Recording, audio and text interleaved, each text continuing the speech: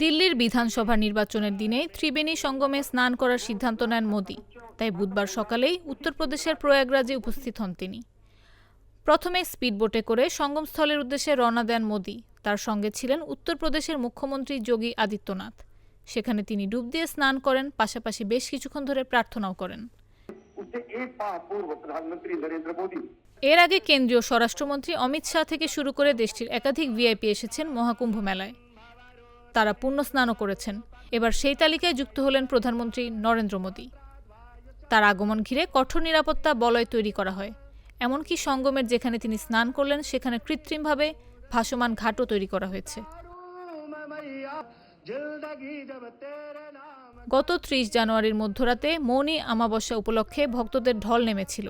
কোটি কোটি ভক্ত মধ্যরাত থেকেই পবিত্র স্নানের জন্য ভিড় করেন, কিন্তু ভয়াবহ দুর্ঘটনা ঘটে যায়।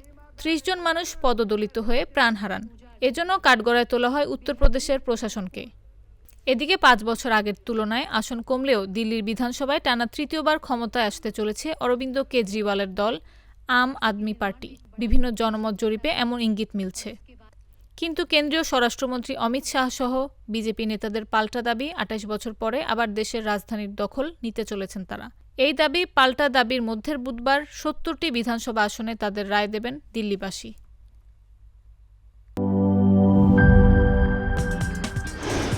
কি boss, vital match, tough opponent, tension?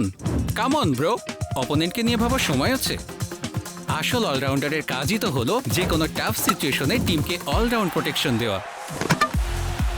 Just like my টাইলক্স, যার অ্যান্টিব্যাকটেরিয়াল এজেন্ট টয়লেটের কোনায় কোনায় পৌঁছে ৯৯% জীবাণু ধ্বংস করে, টয়লেটের কঠিন দাগ ও দুর্গন্ধ দূর করে টয়লেটকে রাখে ক্লিন আর সুবাসিত। টাইলক্স টয়লেট ক্লিনার, ক্লিন মানেই টাইলক্স।